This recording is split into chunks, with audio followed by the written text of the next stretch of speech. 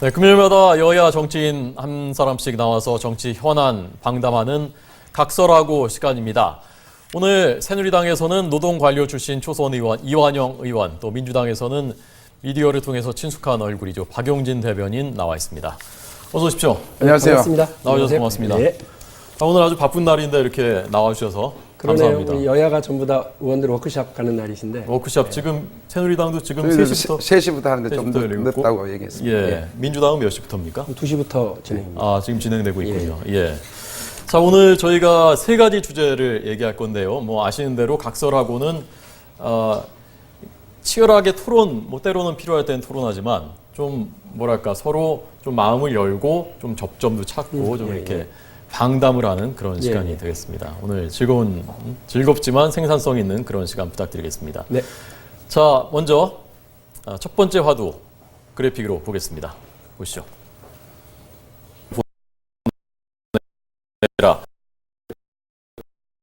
이 문제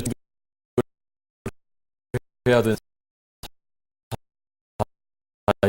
이 문제 어떻게 푸는 게 제일 바람직한 해법이라고 보십니까? 먼저 의원님 좀.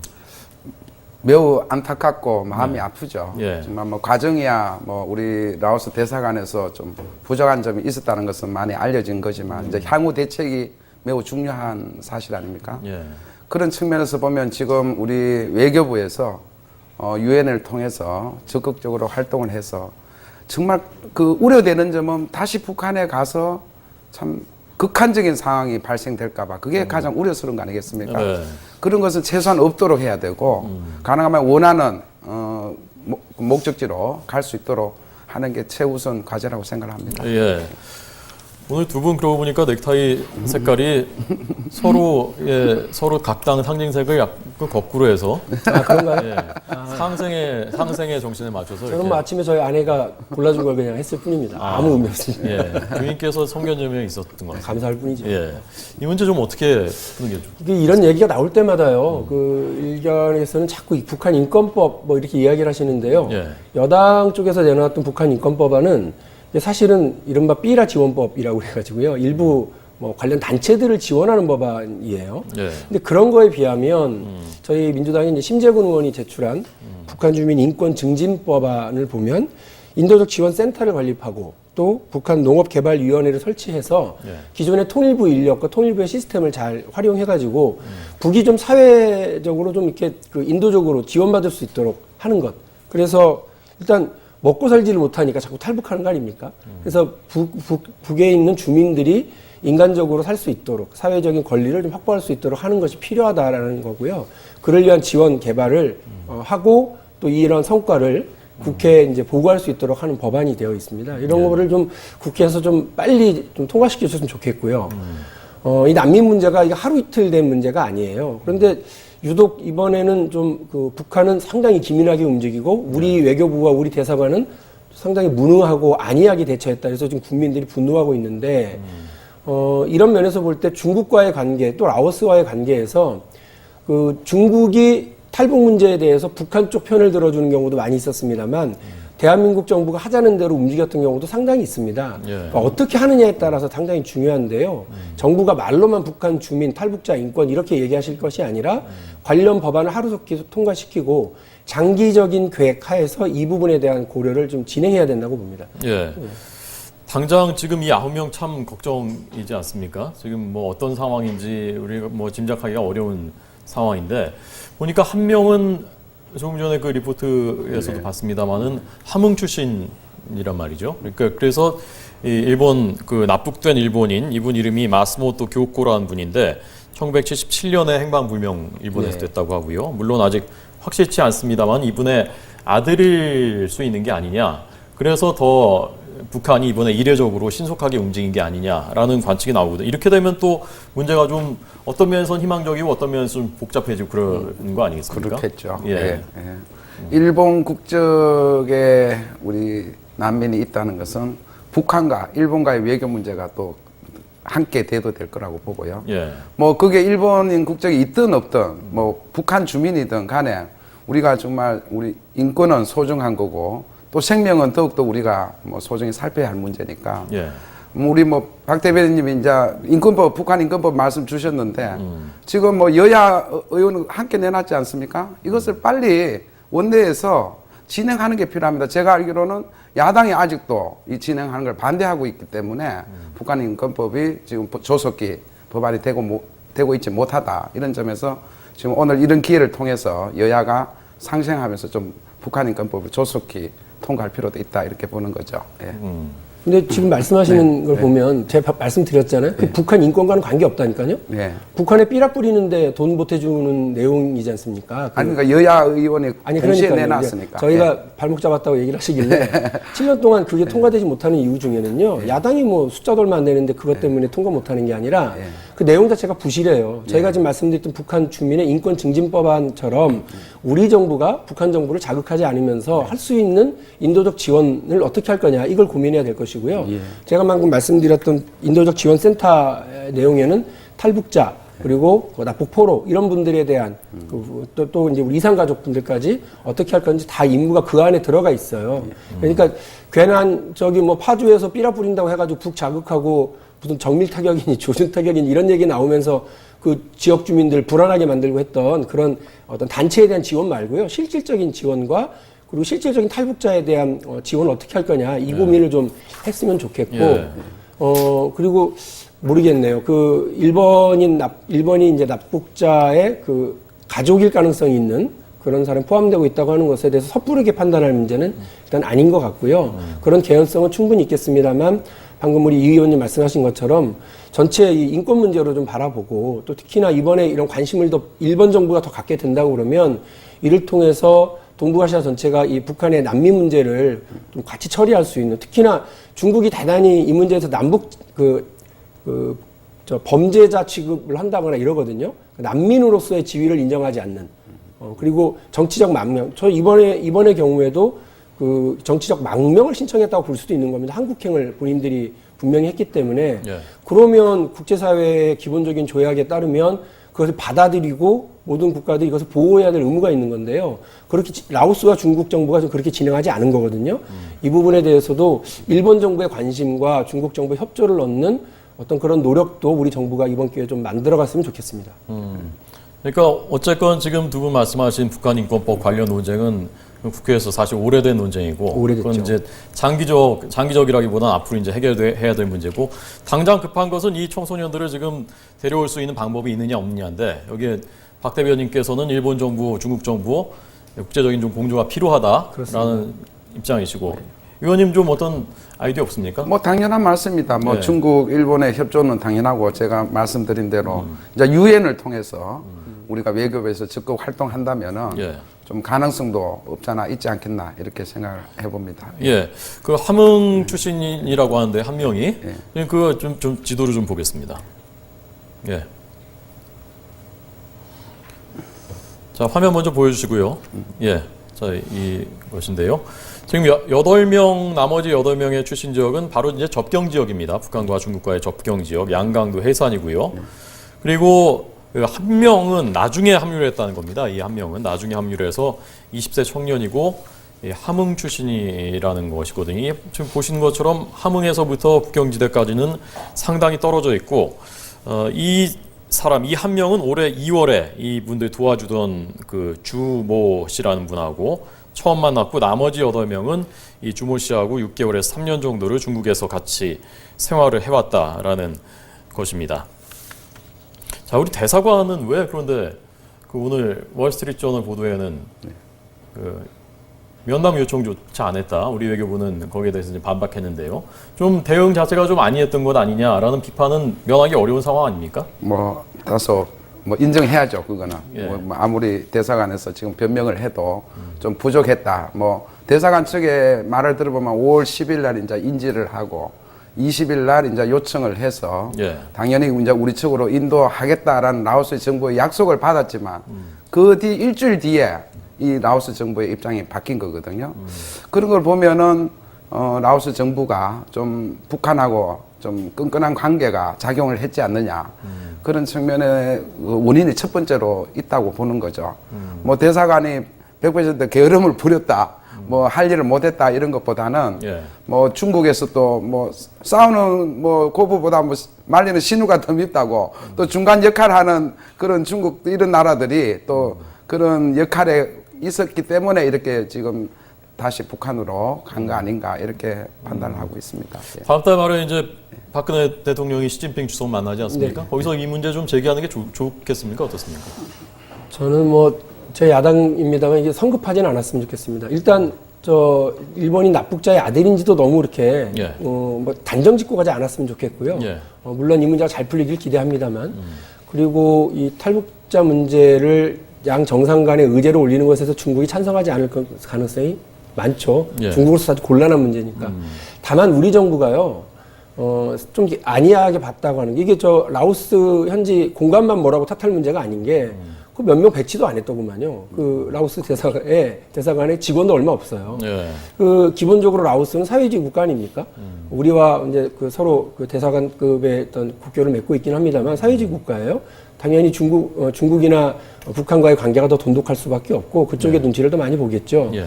그런데 만일에 우리 정부가 이런 탈북자 문제에 대해서 그 관심을 더 갖겠다, 힘을 기울이겠다, 인권 문제를 해결해 보겠다고 한다면 예. 중국과의 관계뿐만이 아니라 최근에 그 탈출 루트로 되고 있는 그 동남아시아 이쪽에 대한 외교에 상당한 열정과 에너지를 쏟아 부었어야 된다고 생각합니다. 그런데 지금 라오스 대사관이 잘못하고 미진하게 대응한 부분도 충분히 질타를 해야 되겠습니다만 예. 우리 외교부 전체가 지금 보면 이런 문제에 있어서 이쪽에 그다지 뭐 에너지를 쏟지 않은 상태였던 것 같아요. 그래서 이런 문제도 좀 개선이 됐으면 좋겠습니다. 예. 박 의원님 말씀대로 예. 그간에 우리 동남아 뭐 태국이라든지 여러 나라에서 탈북해가 한국으로 오는 우리 북한 이탈 주민들이 많았는데 지금까지 사실 잘 해왔다고 이렇게 평가를 하지 않습니까?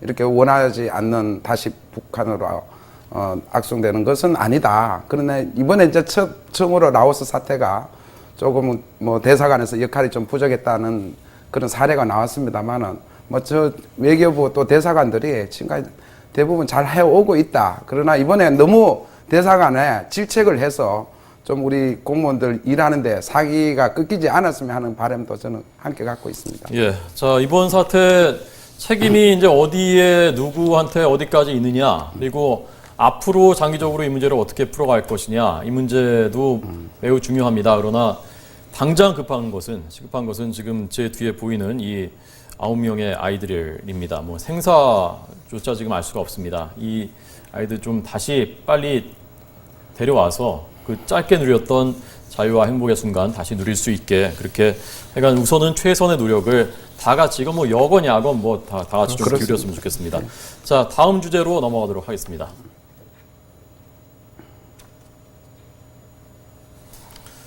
네, 박근혜 정부 100일은 땡땡땡이다. 박근혜 정부 100일이 이제 다음 주 6월 4일이면 100일을 맞이한다고 합니다. 그래서 두 분한테 박근혜 정부 100일을 각자 좀 규정을 해주시라라고 저희가 미리 부탁을 드렸습니다. 자, 이거는 야당이 더 궁금하긴 한데 더 궁금하니까 여당부터 물어보도록 하겠습니다. 어떻게 규정하시겠습니다? 우리 박 의원님 먼저 표현해 줬으면 좋겠는데 네, 저는 우리 생물, 동물의 제일 그 먹이 사슬의 꼭대기가 독수리라고 얘기를 합니다. 네, 독수리가 하늘에서 높은 데서 지금 대한민국을 워칭하고 있다. 그러니까 하나하나 구석구석 네. 좀 잘 해보고자 다시 박근혜 정부 말씀대로 이제 행복을 만들기 위해서 네. 지금 짚어보고 문제를 간파하고 멀리서 내다보고 있는 그런 과정에 있다. 이렇게 한마디로 저는 표현을 드리고 싶습니다. 예. 땡땡땡이다는 그럼 뭡니까? 박근혜 정부 100일은 하늘 위에서 네, 지금 비행기가- 날고 있는 독수리다. 이렇게 한마디로 표현을 하고 독수리다. 싶습니다. 지금 예. 계속 보고 관찰하고 그렇습니다. 있다. 네. 예. 자, 박영민 대변인. 어찌 좀 국민이 병아리가 된 느낌인데 약간 겁납니다. 그 뜨끔하실 수 있는 입니다만 박근혜 100일은 윤창중 100일이다. 앞자를 하나씩 딴 거예요. 예. 윤창중 사태는 어떻게 된 일인지 아무도 모르고 창조 경제는 어떻게 하는 건지 아무도 모르고 예. 중산층 70% 보고는 언제쯤 되는 건지 모르는 아무것도 알 수 없는 100일입니다. 혹은 수수방관 뒷짐 정부라고도 저희는 표현을 합니다. 많은 사태가 있었어요. 진지의료원 사태, 밀양 손저탑 사태도 있었고요. 또 그 인사 문제도 많이 있었습니다만, 또 남북 관계도 꼬일 대로 꼬였습니다만, 정부가 무엇 하나 속 시원하게 해결해내지 못하고 뒷짐지고 수수방관하고만 있는 거 아니냐라고 하는 우려스러운 목소리도 있습니다. 저희는 또 그 삼불 정부다라고도 표현을 합니다. 공약은 불신입니다. 그 국민과는 불통입니다. 그리고 안보는 불안입니다. 세 가지 삼불 정부로 되고 있는 거 아니냐. 그래서 저희가 그다지 좋은 점수를 주고 있지 못한 100일이었습니다. 예. 말씀할 수 있죠. 예. 정말 우리 박 의원님 말씀 드리니까 제가 서서히 좀 열받으려고 하는데요. 이 정부의 성공 여부는 저는 청와대, 뭐 내각에만 있다 이렇게 저는 생각지 않습니다. 우리 국회의원이 뭡니까? 우리가 같이 하는 거 아니겠습니까? 그래서 저는 국회에서도 제대로 국가를 경영하는데 함께 해야 된다는 측면. 우리가 흔히 이제 의회 민주주의, 정당 민주주의 측면에서 보면 이 정부의 성공을 국회에서도 당연히 책임이 있다고 생각합니다. 아시다시피 우리 노무현 정부 때 국회에서 뭐 발목 잡고 이래가지고 노무현 대통령이 못하겠다 이런 말씀도 계셨고, 그죠? 뭐 MB 정부 때도 뭐 여러 가지 국회에서 어려움을 겪었기 때문에 저는 이 차제에 여야를 함께 정말 너무 비판만 하지 말고 함께 동참하면서 좀 정부가 잘 되도록, 이 정부 잘 되도록 하는 거는 박근혜 대통령 잘 되도록 하는 거 아니지 않습니까? 예. 우리 국민을 잘 되도록 하는 게 그 목적에 있다. 그런 측면에서 보면 그 대통령 출범, 그 박근혜 정부 출범을 축하해 줬듯이 곧 이제 뭐 100일이 돼 간다는데 뭐 야당 의원님은 뭐 차릴 상이 없어서 뭐 못 차려보다 이런 악평보다는 정말 그 100일 상을 축하해 주는 또 그런 야당의 말씀, 역할이 더 필요하다. 저는 제가 왜 말씀을 100일 동안 하느냐면 국정에 있어서는 하루 이틀 뭐 100일 정도 가지고 어떤 평가를 한다는 자체가 저는 그렇지 않습니까? 너무 단견적이다. 이렇게 본다면은 우리가 지금 지켜보면서 제가 왜 이래 지켜보냐 하는 것은 과거 정부 잘못했던 거, 또 지금 앞으로 해야 될 거, 산적한 거, 이런 것을 이제 국정과제 140개 만들었듯이 이렇게 지금 모으고 있다. 이렇게 조용하게 준비하고 있다. 이렇게 봐주셔야 되지. 그게 지금 당장 뭐 사사로운 사건 한두 개 가지고 박근혜 정부가 출범 때부터 시끄럽다. 저는 과거 노무현 정부나 이명박 정부에는 매우 시끄러웠습니다. 인사 때문에 코드 인사, 뭐 회전문 인사, 뭐 보훈 인사 해가지고 많이 시끄러운데 저는 거기에 비하면 지금 박근혜 정부는 매우 그나마 조용하게 지금 준비하는 과정에 있다. 이렇게 좀 설명드립니다. 너무 성급하다. 예. 그리고 야당도 좀 도와줄 건 도와줘야 되는 거 아니냐. 그 말씀 드려야 되겠는데요. 네. 그 역대 야당 중에 이렇게 열심히 도와준 야당이 있었나요? 네. 외교 안보에 있어서는 여야가 따로 없다고 이미 천명한 오래입니다. 그래서 심지어는 우리 민주당 소속의 국회 부의장인 박병석 부의장을 베네수엘라 대통령 취임 특사로 보내는데 합의해줬습니다. 그런 경우 있으신가요, 새누리당이? 예, 알고 없었습니다. 있습니다. 그리고요, 북한과 관련해서 북한의 기관이 우리 박근혜 대통령에 대해서 험담 늘어났을 때 김한길 대표가 바로 그거 받아가지고 비판하지 않았습니까? 그런 적 없습니다. 예를 들어서 우리 그 민주당이 집권 여당이었을 때 새누리당이 저희 그런 식으로 두둔하고 함께 해준 적 별로 좀 기억하지 않고 있습니다. 예. 두 번째로요. 그 민생 문제 해결에 있어서도 저희가 가장 적극적으로 먼저 손 내밀지 않았습니까? 박근혜 대통령과 문재인 후보가 동시에 약속했던 민생 공약 83개 법안 저희 민주당에서 먼저 하자고 내놨던 거 아닙니까? 그렇게 해서 우선 처리하자고 얘기했는데 오히려 새누리당과 청와대가 이 부분에 대해서 미적거리고 반대하고 있기 때문에 아직도 63개 법안이 남아있는 것으로 제가 알고 있습니다.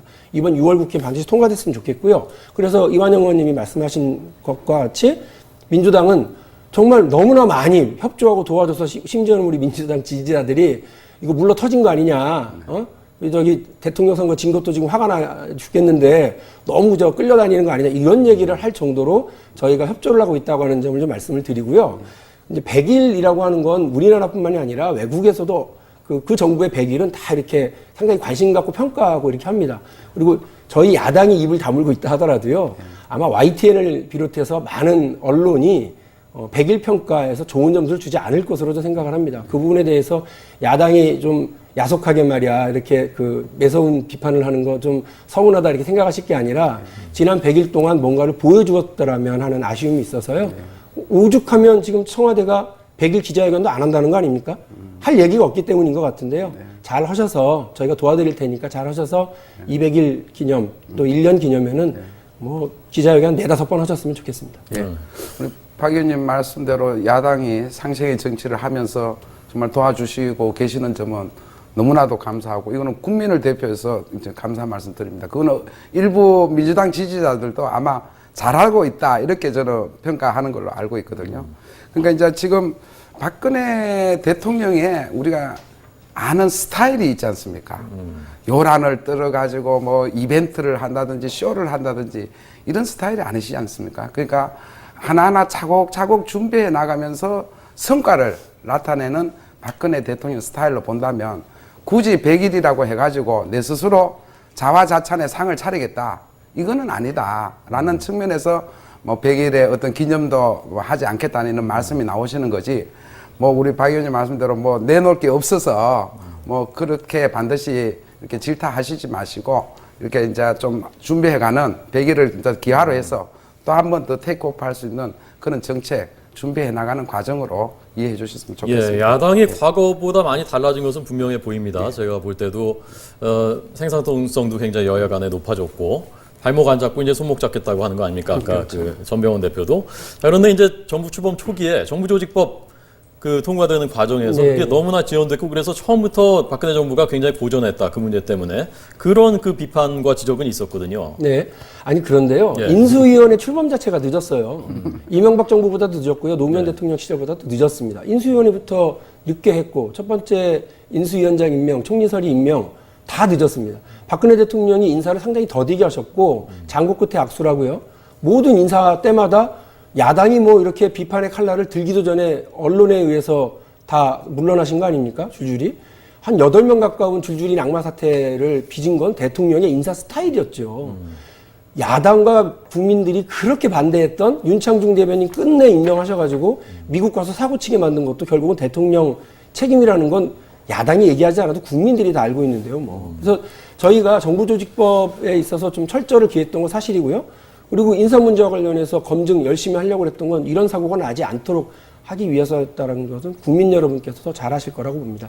민주당은 앞으로도 민생을 위해서 그리고 안보 문제와 관련해서는 여야 따로 없다. 그리고 대통령이 그 성과를 다 가져가도 좋으니까 우리 국민들만 안심할 수 있고 배부를 수 있으면 얼마든지 이중대 소리 듣더라도 열심히 돕겠다는 생각하고 있습니다. 아, 이중대 소리 참 오래간만에 듣는 용어인데요.